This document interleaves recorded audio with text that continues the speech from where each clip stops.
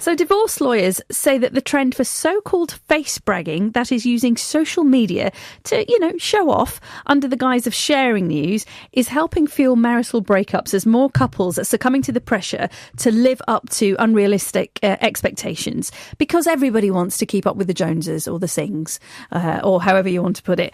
But we know that the grass isn't always greener, so why do we fall for this stuff?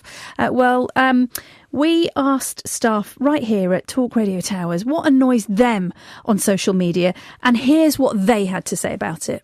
People who call things cheeky when they're not. When you see on Facebook or Twitter, people just post like a sad face and it invites all their friends to go, "What's up, hun? Here for you, hun. Here for you, sweetie." It's attention seeking. It's pathetic. And why would you wash your dirty linen in public in that way? If you want sympathy, speak to your girlfriends. Don't plaster it on my wall. No time for any of that. Gym updates. I don't care about other people's fitness. People retweeting praise absolutely gets on my nerves. I reckon it's people who have to update you on everything they're doing every single minute of every single day. Most irritating thing on social media is a picture of someone in a location they can't fake, having a brilliant time, generally sat on an elephant looking skinny, whilst I'm sat in my house feeling fat and old.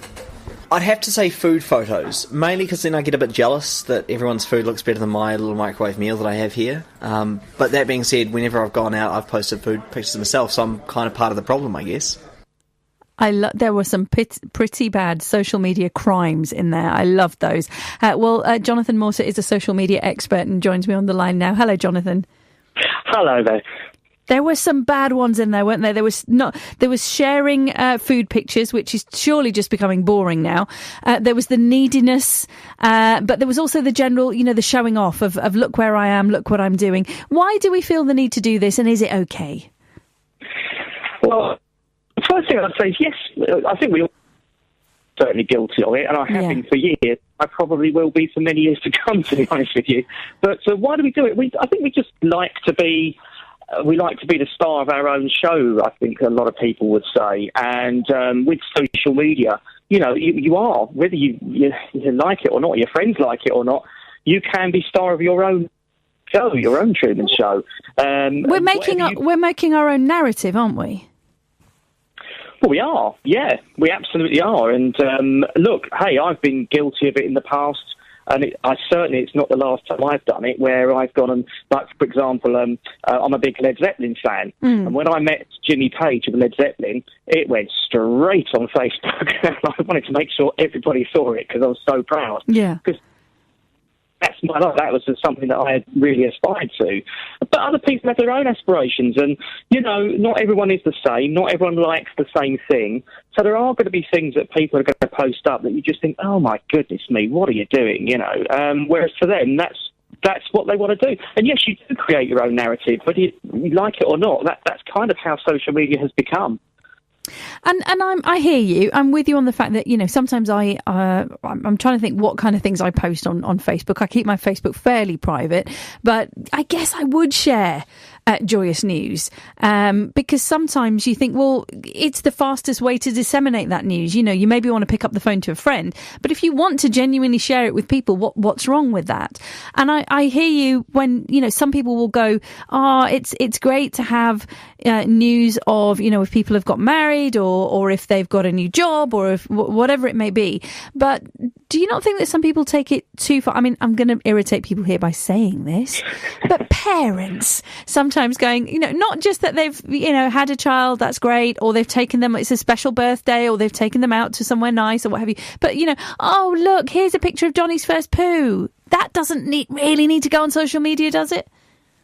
I will agree with that, yes. I do know many new parents on my Facebook, I have to say.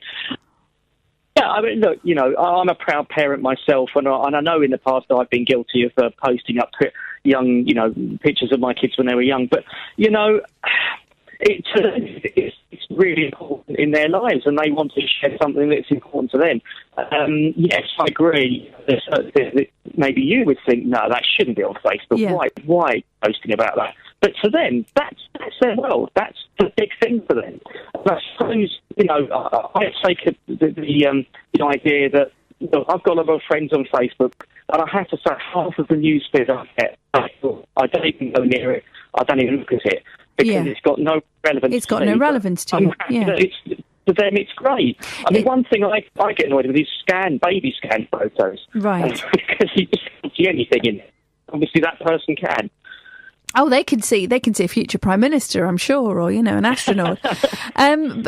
Jonathan, given that everybody has a different gauge of what's good on social media, what are the sort of things that you're a social media expert? What are the sort of things that you shouldn't post?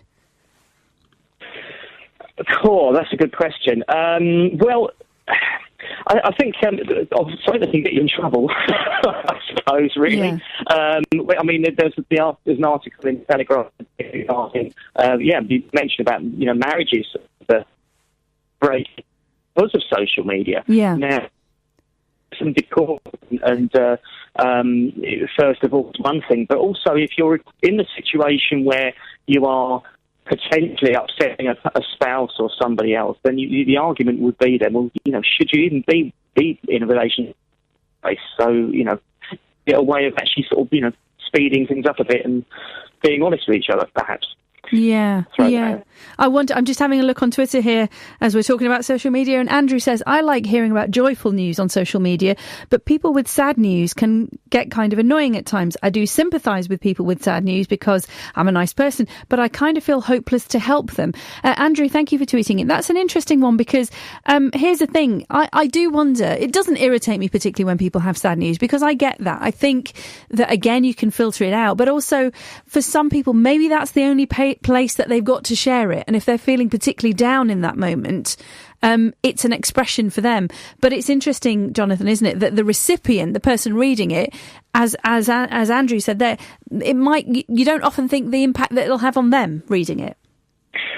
Well, I guess you don't, no. But then again, if you have sad news, social media is great in the fact that sometimes that's a great way of venting, and it's a great outlet just to sort of pour it out and say, "God, I'm really not happy." And I agree.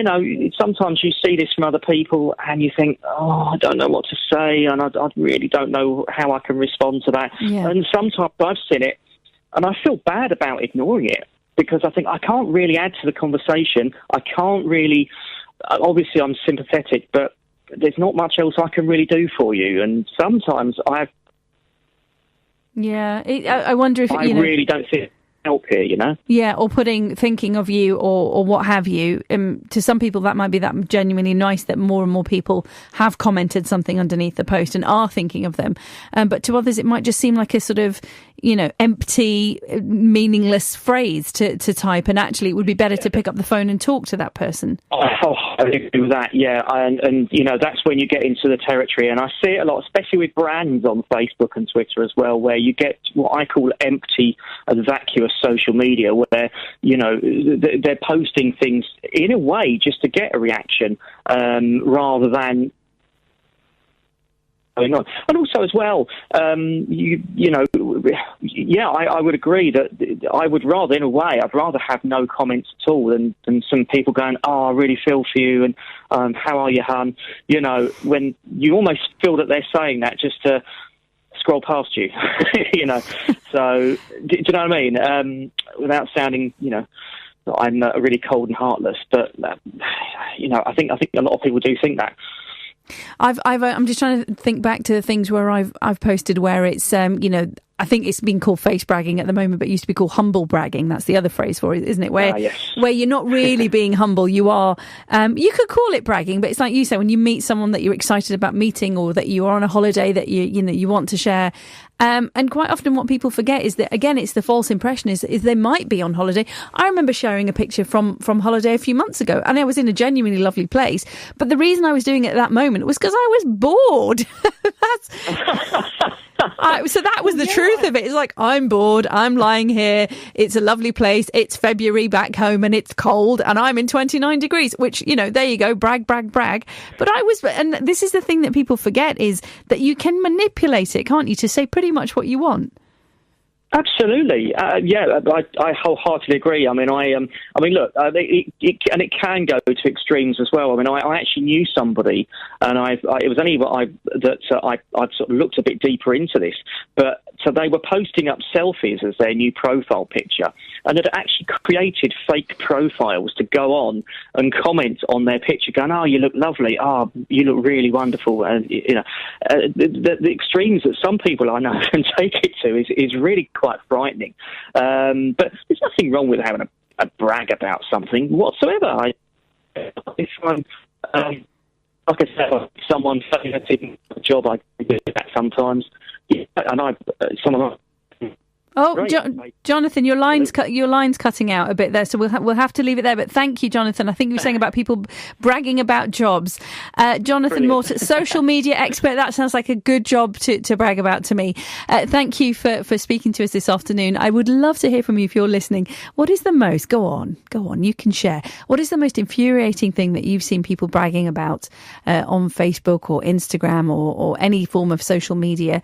Or what is something that you've put on social media and maybe then thought afterwards, yeah, I really shouldn't have bragged about that, because now that I see it on the screen, it doesn't look quite as humble as I thought it would. It's 0844 499 1000, or you can text talk and you message to 87222, or you can find us on Twitter. If you want to send us your face bragging, you can do. It's at TalkRADIO.